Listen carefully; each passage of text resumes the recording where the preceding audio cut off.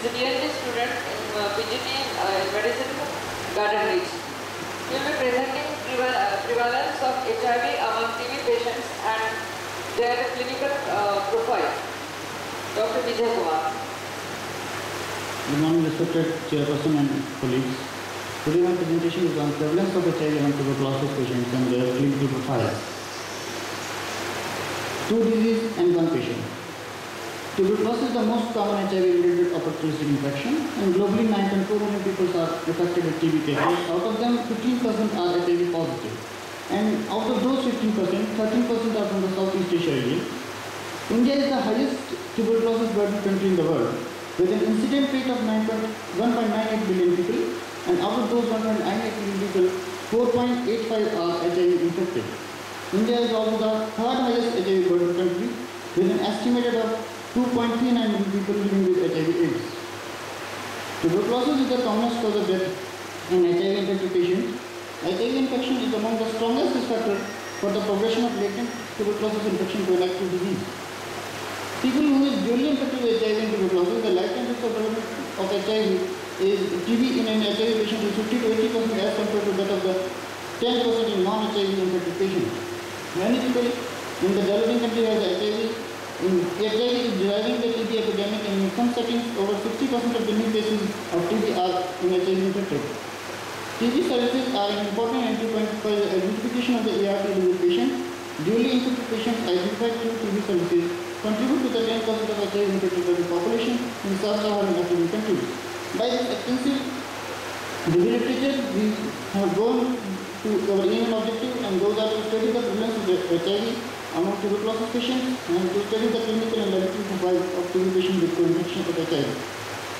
The study design is a retrospective cross-section study done by the detailed analysis of the medical records of the patient from February 1999 to January 2012. All the IPD and OPD patients, Department of Medicine, Central Hospital Gandhi are included in this study. We include all those confirmed TB patients who give the consent for HIV testing, and the diagnosis TB is based on the clinical manifestation along with the laboratory analysis of sputum ASD, chest radiograph, body fluid analysis, and tissue biopsy. Diagnosis of HIV is done by screening test on spot and test by HIV and confirmation by the ELISA kit.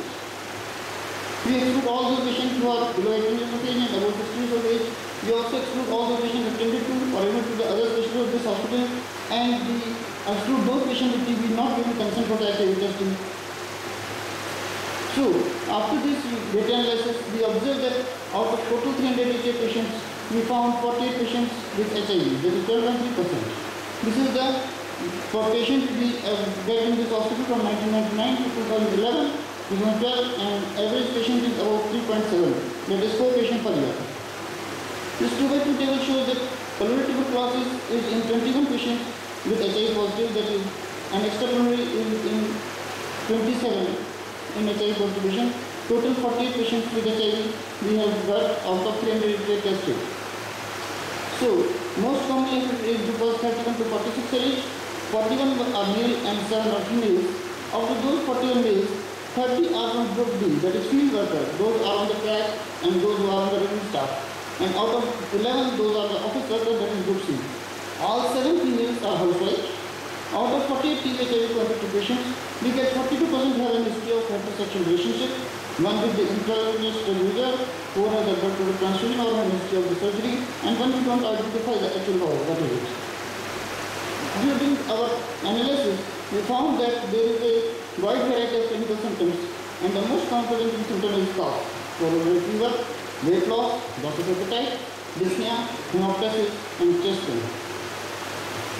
Among 48 HIV seropositive, 21 have the pulmonary tuberculosis, 27 have the extrapulmonary tuberculosis, and from the 21 pulmonary tuberculosis patients, 16 have the ASD positive.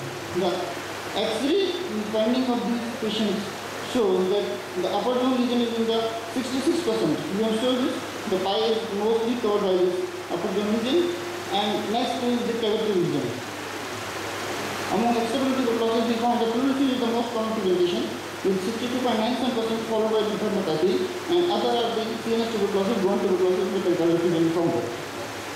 So, coming to the discussion, in our study, HIV infection was the common in TB patients, In his book 3146 says, as the study done by Brigadier Azda and their colleagues.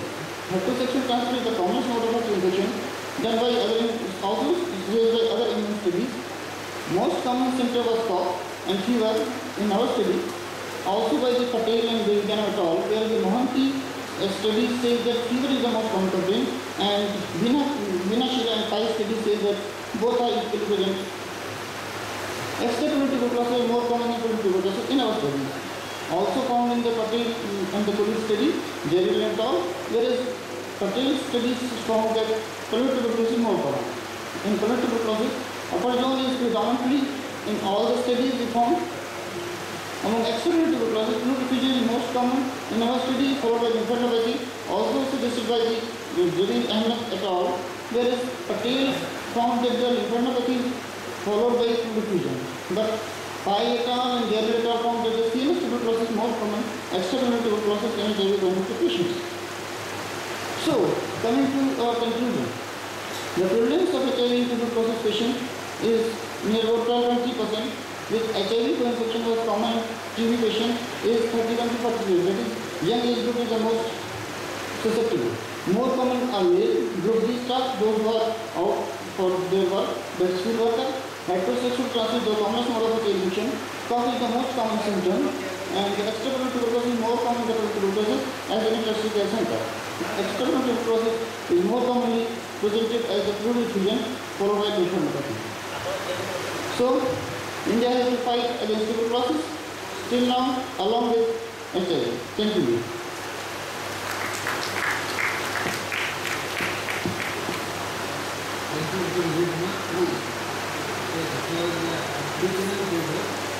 This itself is a very good sign. So we will always having less number of papers. Maybe one or two people will get dropped at the last moment. But it is a very nice thing that you got yourself added, and therefore you have the additional paper than what we started our morning session. Thank you very much. 1 minute. In case anybody would like to ask questions, open for discussion. Any comment? Okay. Thank you very much, Mr. Kumar. And I would like to the people who are controlling the whole session that we started on time and handing over the mic to you also in time. So we will give our results in a couple of minutes time. So do we have the results? Pardon? Do we have the results of the award? I will tell you just in 2 minutes. Okay. Before that we have an announcement. Those who need their EQ requisitions to be submitted, please do so by 11 a.m. because today is, as you know, a half day. And RFI SA members, there will be a group photo, I think in the BNR Officers Club at lunchtime.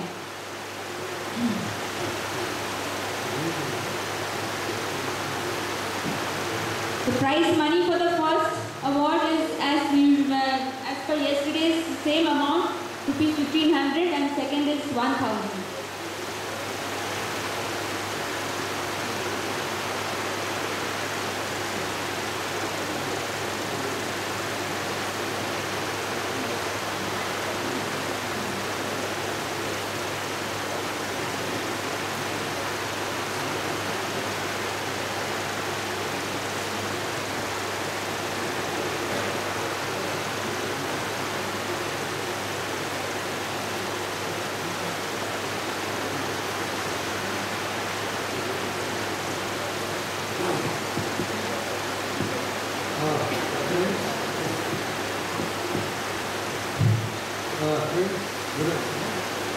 Friends, so I am repeating for 3 times, you are all my friends for the last and 4th time.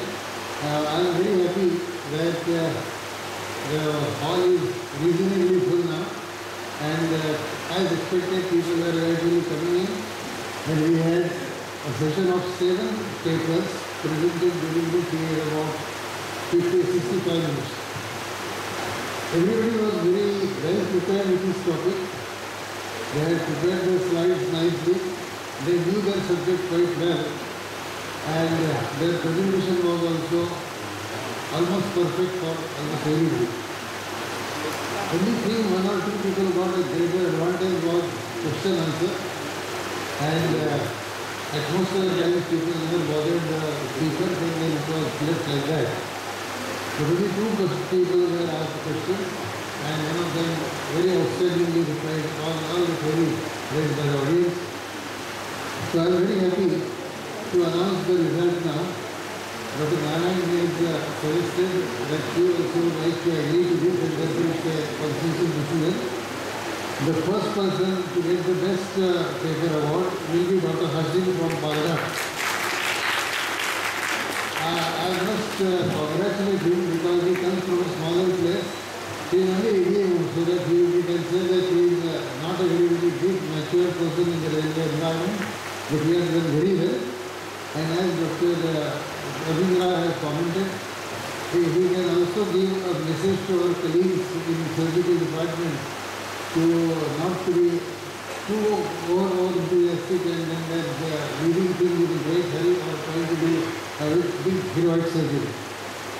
And the second thing was again Dr. Sarika Verma, who is from South Western Railway, and she looked after the infants and infant mortality and then the low weight childbirth. And she also prepared the topic very well. It was something to learn for everybody, and therefore we feel that both of these persons deserve to be congratulated more than their other 5 colleagues.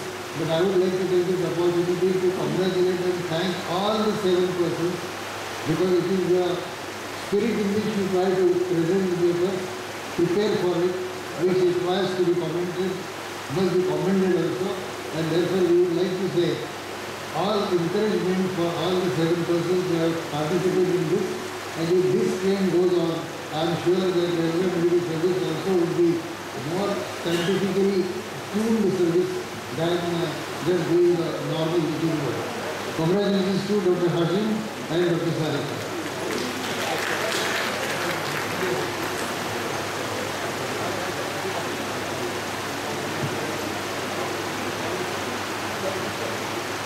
This first award is not only the certificate, but he gets a cash award also of 200 rupees. So congratulations, Dr. Hashim.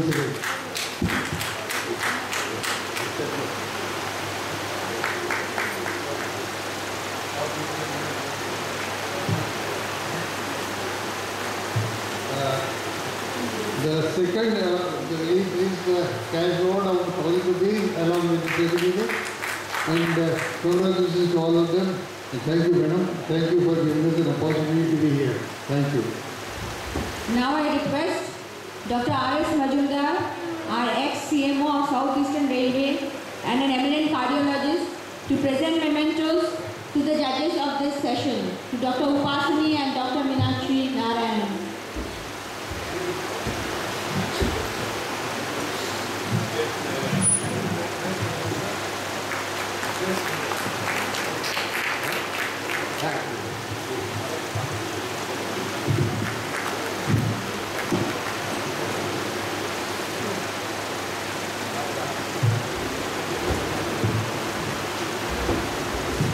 Our next session is the symposium, How I Do It. It's sponsored by Smiths Medical.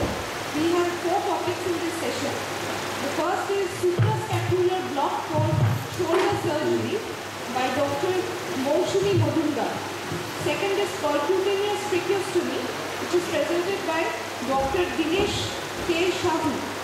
Third, post-operative pain relief in intra-umbilical surgeries, to be presented by Dr. Mamta Chadha.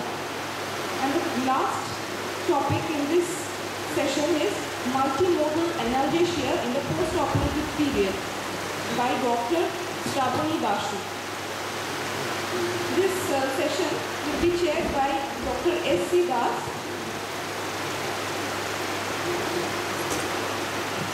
Dr. Das is ex-CMD of Eastern Railway.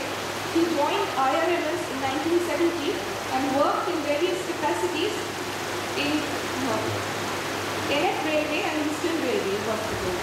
He did diploma in 1980 from Guwahati, and since then he is attached with anesthesia in railway setup. At At present, he is in critical care department of Kothari Medical Center.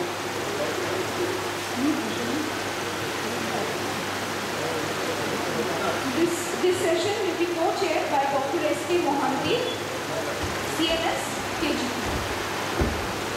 and ophthalmologist.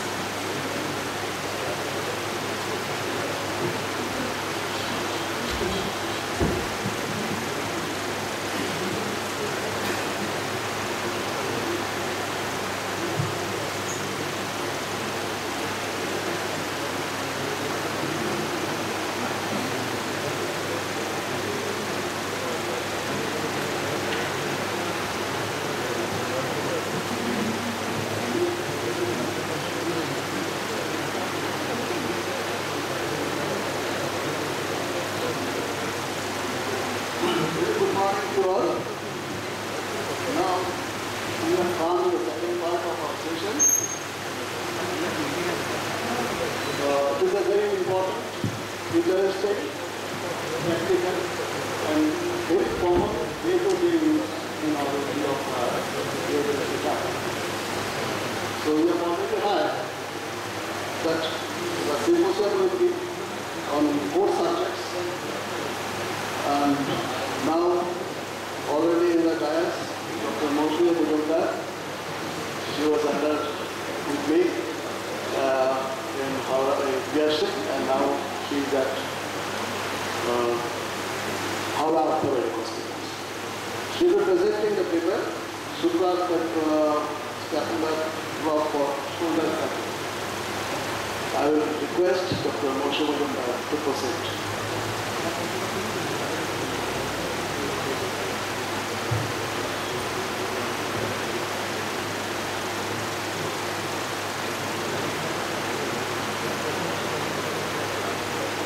Good morning, everybody, respected chairperson and my senior learned colleagues. Today, my topic is suprascapular nerve block in shoulder surgery. Now, what is suprascapular nerve block? It's a very simple and safe technique of anesthesia, but it should be always used in combination with suprasclavicular nerve block for open and closed shoulder surgeries. Now, it is devoid of many complications when compared with interscalene nerve block for shoulder surgery. Now, what is the suprascapular nerve? It's a major sensory nerve of the shoulder joint, and it supplies 70% of the sensation to the shoulder joint. The other nerves are nerves to subcapsularis, axillary nerve, and the lateral pectoral nerve. For shoulder surgeries, it is an accessible target for block. These are the important facts to remember. Now, these are some historical perspectives. In 1941, it was first described by Verdines and Robinson. Since then, the suprascapular nerve block was used for management of acute and chronic shoulder pain. Recently, some newer techniques have been evolved, that is the ultrasound-guided nerve block. Now, how is it formed? It is formed from the ventral domain of C5 and C6, and there is sometimes contribution from C4. It comes out from the upper trunk of the brachial plexus and traverses to the posterior triangle of the neck, deep to the trapezius and the omohyoid muscle. Now, here is the anatomy showing the picture of the suprascapular nerve coming from the nerve roots and the brachial plexus. It enters via the suprascapular notch, and that is very important, under the superior transverse scapular ligament. Here it is in direct contact with the bone, where we just aim to block the nerve. Now, in the infraspinatus fossa, the suprascapular nerve, it enters via the lateral to the sphenoglenoid notch. In the supraspinatus fossa, it gives motor branches to the supraspinatus muscle, and a sensory branch which is called the superior articular branch, which supplies the coracoclavicular, coracohumeral ligaments, acromioclavicular and the genohumeral joints, and the subacromial bursa. In the infraspinatus fossa, it gives motor branches to the muscle. Now, the anatomy of the suprascapular notch is very important, and it is the attractive site where we can block the nerve because the nerve is not yet divided. The variable shape is present in of the notch is present and described, and it is categorized different types, categorized into different types. In adults, the U-shaped notch is very important, is the most common available notch. The notch is absent or converted into a foramen in 15% of cases. Now these are the 6 types of notch, and the most common notch is the number 3 type, which is present. It is a U-shaped notch present in 48% of cases. The other types are type 1, which is present in 8%, and it is just a depression. Type 2 is a shallow V-shaped notch. It is present in 31% of cases. Type 4 and type 5. The type 5 is a notch in which there is partial ossification of the ligament, and the type 6 is the complete ossification of the ligament, turning it into a notch. Now there are the 2 major techniques of suprascapular nerve block. One is the superior technique and another is the posterior approach. Now in the superior approach, we aim to block the nerve by surrounding the nerve with local anesthetic on the floor of the supraspinatus fossa. Now in the patient is in the sitting position and the needle is directed to the lateral half of the supraspinous fossa. Now in the posterior approach is the most common approach, and we attempt to block the nerve at the level of the suprascapular notch. This is performed with the patient in sitting position. The suprascapular notch is identified by superficial nerve knot, and the needle is guided to slide into the notch. Now here is a picture of a scapula. How do we identify where we will put the needle? Now this is there is an oblique line which is there is an oblique line which passes through the spine, and another vertical line which traverses to the inferior border of the clavicle, inferior angle of the scapula. Now these 2 lines they intersect, and it is the point is 2 cm above and lateral to the line where we insert the needle at 45-degree angle to the skin. Now we use nerve locator to improve the accuracy of the block. After introducing the needle, we through the superficial, just identifying the superficial line, we look for abduction and external rotation of the shoulder. Now at point 0.5 milliampere current intensity, the desired result, when the desired result is obtained, we inject the local anesthetic solution.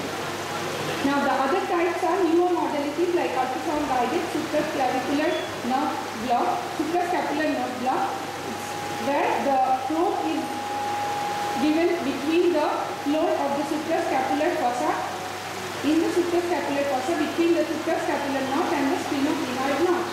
Ultrasound guided injection technique achieves a complete block with a small volume of the drug, so the risk of pneumothorax is much decreased. Now here is a patient where we have shown you and the markings where we put the needle in the suprascapular region. Now here the patient is suffering from the fracture of the neck of the humerus, which also involves the joint. Now how I do it? Here is a patient in a sitting position, and we are marking the patient, and the needle, a simulflex needle is introduced, and we note the contraction of the muscle, of the supraspinatus muscle, that is abduction and external rotation. Now you need a lot of patience to get a good amount of muscle contraction at 0.5 milliampere of current.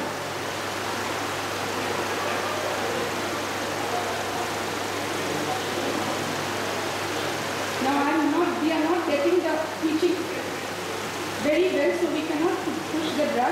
The drug used is mainly bupivacaine 0.5%, and or ropivacaine we also can use 0.75%, 20 ml, but the nerve is very small and it's a thin nerve, 10 ml of the solution can just block the nerve.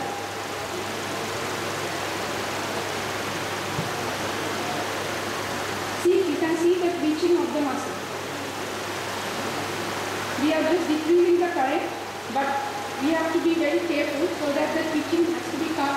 We can get the twitching at 0.5 milliampere.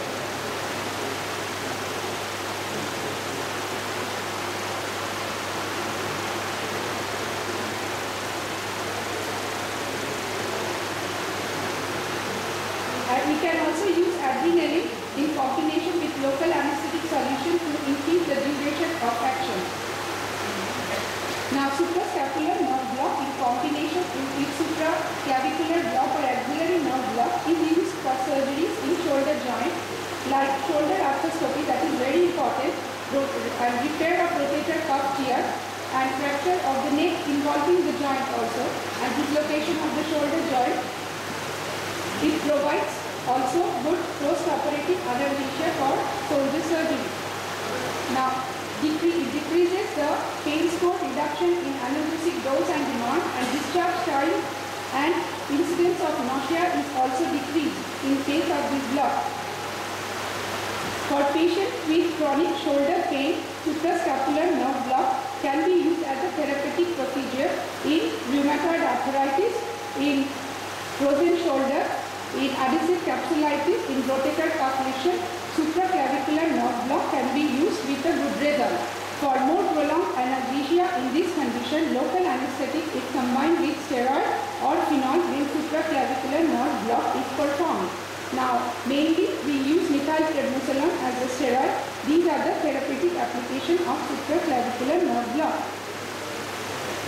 Now, coming to the complication, if we divide the complication compare it between interscalene and the supraclavicular and suprascapular nerve block, then the vascular function, infection is possible in both the cases. In vascular function is possible. In case of interscalene, there may be puncture of the vertebral artery, but in case of supraclavicular with hematoma,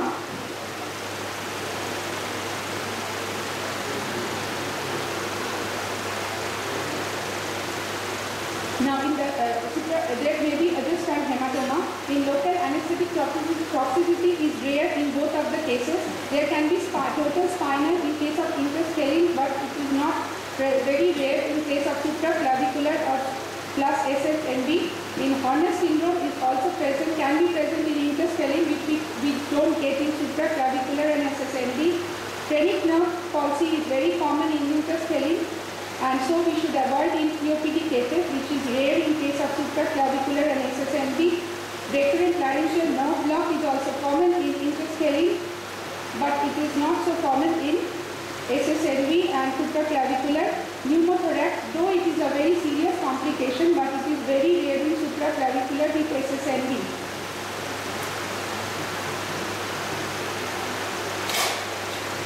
Now, coming to conclusion, supraclavicular nerve block is a very safe and technique, and when it is used in combination with suprascapular nerve block for shoulder surgery, it provides prolonged postoperative analgesia after shoulder surgery.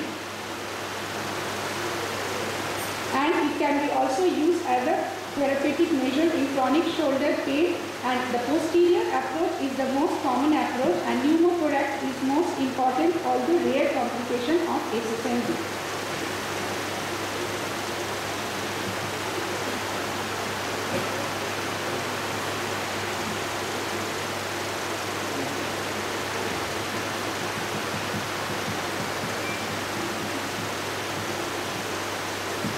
Now this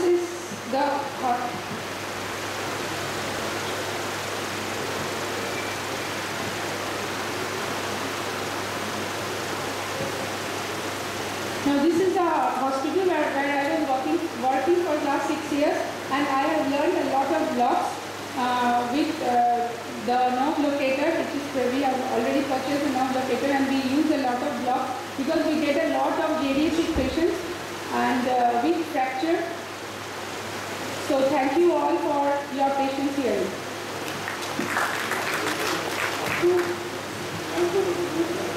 You have nicely displayed your practical experiences in the shoulder block. Now, can you still whether you have encountered any type of complications during your procedure? No, for supraclavicular we haven't got any complications because we are using mainly in case of shoulder arthroscopy in rotator cuff injury and in superior fracture of the neck of the humerus. So we haven't got much complication. Now, whether you complicate operations or you have supplementations for allergy or... No, obviously any block we have to sedate the patient. That is very important. Sedation is very important. And so we have to give sedation with propofol and fentanyl and other drugs. Thank you very much. For the audience, just a request to you, we will cooperate with after this answer sessions, question and answer sessions, as we have got constraint of time and behind the schedule, so we are requested to have this our questions, answer and question sessions after the whole procedure is over.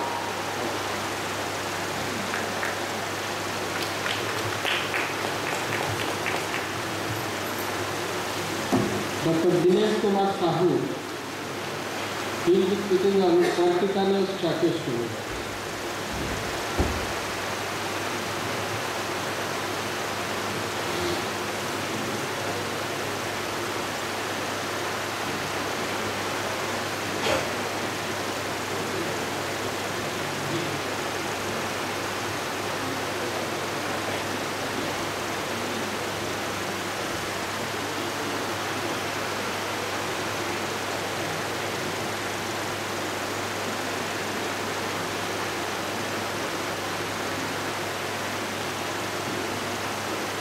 Good morning, everyone.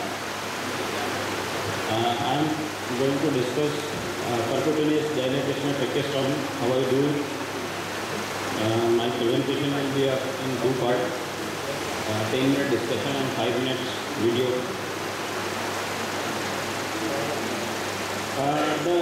Among our couple of available techniques, the most popular technique today is for percutaneous dilatation tracheostomy, which is described by Sigeria in 1985. He used serial dilatator over the guide wire.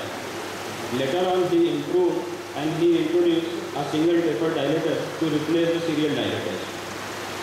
In 1990, Morelli used bronchoscopic guidance percutaneous dilatation for increased safety and to reduce the complication. With the bronchoscopic guidance procedure, nowadays this has become procedure of choice in many ICUs. This is diagrammatic representation of the procedure where this is done in intubated patient. We withdraw the endotracheal tube just as the cuff lies below the vocal cord. Then we puncture the trachea with the syringe and needle, and then after confirmation, we introduce the guide wire through the syringe and needle, and then over the guide wire we inserted dilator, and after dilatation, this dilator is removed and the tracheostomy tube is inserted, and then the endotracheal tube is removed and this tracheostomy tube is fixed. Indications are same as for standard surgical tracheostomy, except this is an elective procedure. Emergency tracheostomy is contraindicated. Pediatric, midline neck mass, non-intubated patient, unstable cervical fracture is contraindication for this procedure. And we have to weigh pro and cons if patient is having P value greater than 20, uncorrected coagulopathy, morbid obesity, devious neck surgery. This is the kit having needle and syringes, guide wires, dilators, sheath and tracheostomy tube. This is available with the Cook Medicals and Smith Medicals. Preparation will require minimum 2 operators. One operator who will do the procedure and second operator who will manage the airway and monitor the vitals. Position is normal supine position with sniffing, head flex and neck flex and head extension position. We require intravenous sedation in some agitated patients. If patient is awake, then intravenous sedation is required, local anesthetic. We have to put ventilator on 100% oxygenation.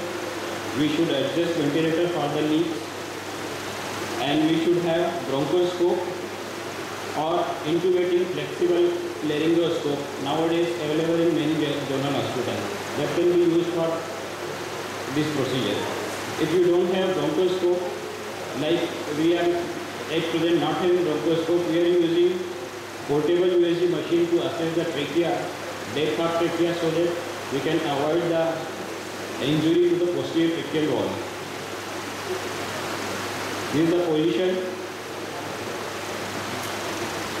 of a patient and possible incision site, which is between first to second tracheal ring or second to third tracheal ring. Point. Yeah. This is the site of placement. Now the landmark, thyroid cartilage, cricoid cartilage, and between first and second or second and third, here should be the incision site. It is an intubated patient. The second operator who is managing the airway has withdrawn the endotracheal tube up to the cuff lies just beneath the vocal cord, and he is monitoring for the patient vital, and this is the incision site. This procedure should be done when you are able to palpate the tracheal rings from the skin. If you are unable to palpate the tracheal rings from the skin, you should not go ahead. Then surgical tracheostomy should be done. This is blunt dissection with the forceps. We put a finger and then we palpate the tracheal rings with the finger. If we are unable to palpate the trachea with the finger, we should not go ahead and we should advise in surgical tracheostomy. These are the important steps. We should not try unnecessarily if you are unable to palpate the trachea with your finger. It may lead to complications. Now, if you have a bronchoscope, the bronchoscopic guided insertion of the needle in the trachea, putting up a sheet and a guide wire and sheet over the guide wire, and this is the dilator. Dilator is pre-coated with this lubricant. We have to just insert into the normal saline and this lubricant gets activated. This is the dilator over the guide wire and sheet. After dilatation, with this mask, we remove the dilator and we put a tracheostomy tube over the sheet and it is inserted. And post-op, we should take the chest X-ray in the sterile site with the sterile saline application needed. The advantage of percutaneous tracheostomy is low cost. If we consider the OT, the cost of OT timing and other stuff, this tube comes between 10 to 14,000. If we compare both the surgical tracheostomy and this, it is a low cost comparable. It took less time, 15 to 20 minutes with the experience time. It is a bedside procedure in critically ill patients. We can do it in ICU, no need of patient shifting to the OT. Less traumatic as there is no much dissection, low infection rate, small stroma. After removal of tracheostomy, it heals very well. No scheduling delay. If we will refer the patient to surgeon or ENT, he will do it on his scheduled day, and all this delay can be avoided by doing this. No transfer-related mortality. Typically, ill patients, when patient is on ventilator and supports, it is very cumbersome to shift with all those to the shifting. We should remember the complications before doing this procedure also. Bleeding and injury to big vessels, injury to esophageal valve, pneumothorax, apnea, cardiac arrest.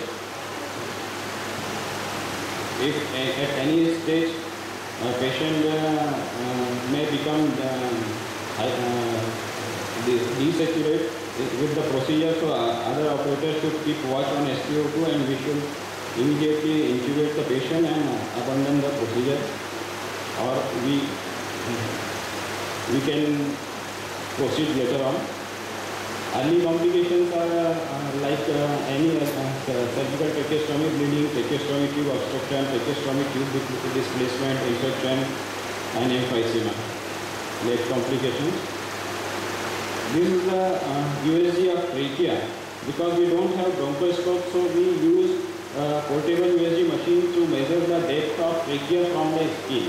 So because most common complication in this procedure is injury of the posterior tracheal wall with the introducer needle. So we avoid this by measuring this anterior wall depth and posterior wall depth, and we do insert the needle accordingly, and we avoiding the injury.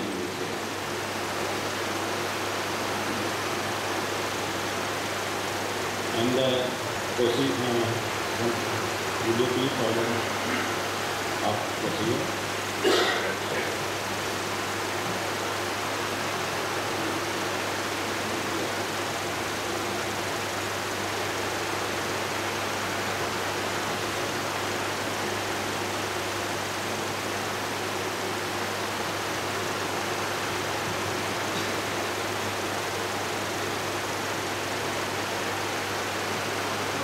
Is the preparation of the key. Tracheostomy tube is handle is inserted into the tracheostomy tube.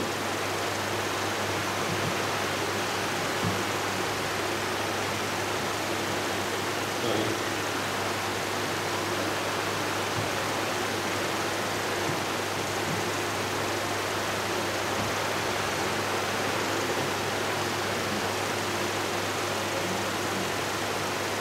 This tracheostomy tube is fitted with the handle. Deflation of the side.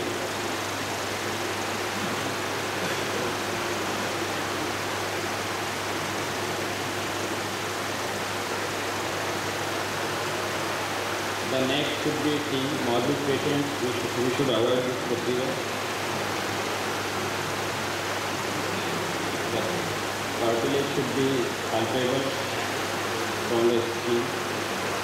Local anesthetic, incision.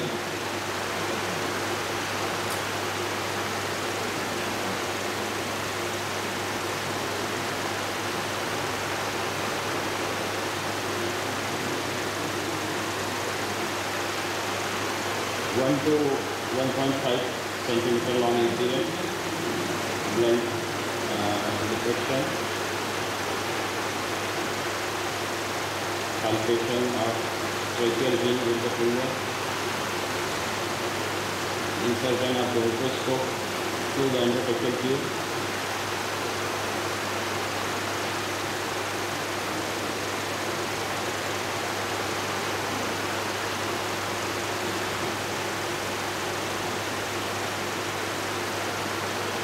the illumination confirms the trachea. We guide the insertion of the needle.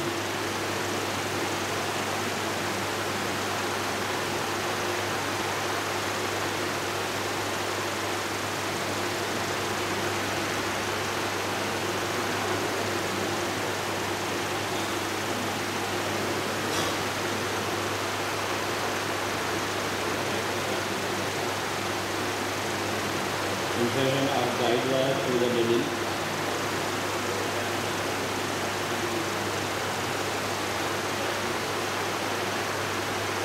Just like the Schrödinger technique.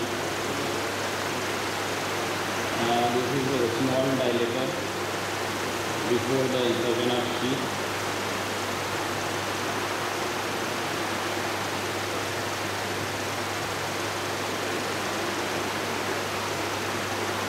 Sheath over the guide wire. Sheath should be inserted. There is a marker. This marker should be at the skin.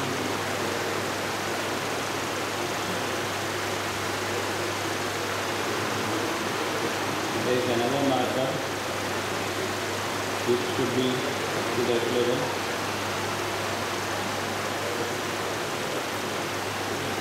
Dilator, single dilator.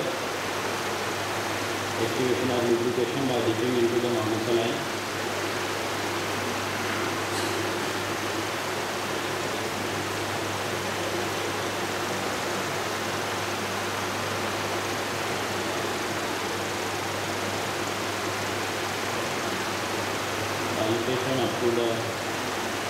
mark, this mark.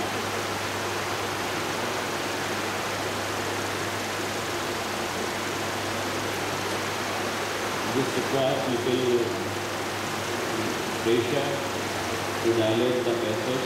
You have to dilate up to that mark. At the time of needle insertion, we should avoid puncturing the trachea with the cartilage. Otherwise, the dilatation sometimes becomes difficult. We should ascertain we are puncturing the trachea in between intercartilage venous space. After dilatation, insertion of tracheostomy tube.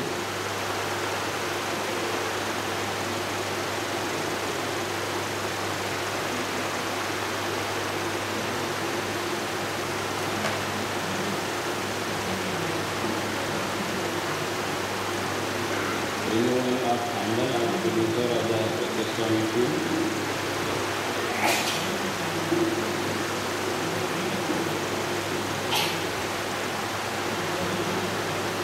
We are fixing the ventilator here and removing the endotracheal tube and fixing the tracheostomy tube.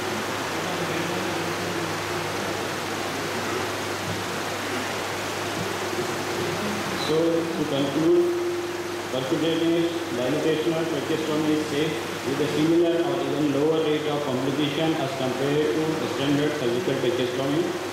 Under guidance of fiber optic bronchoscope or intubating laryngoscope in carefully selected patients, it is a procedure of choice. Learning curve exists and it is a little longer, no short, quick learning. Before starting this procedure, we should have a training under supervision. We should have assist at least 10-12 cases and we can start this procedure. Thank you.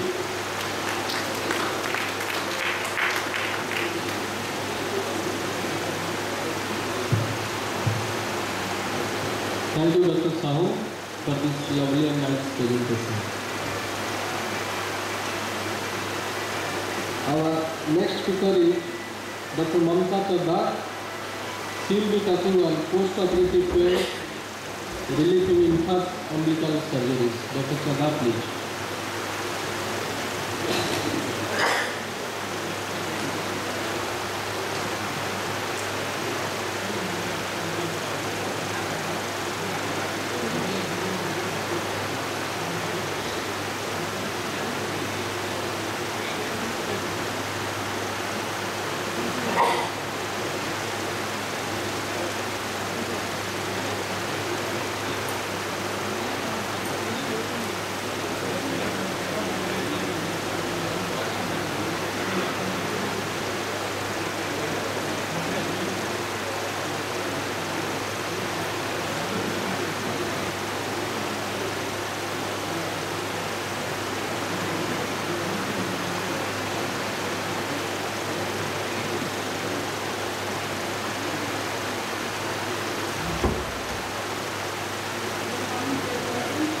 All the dignitaries sitting in the auditorium.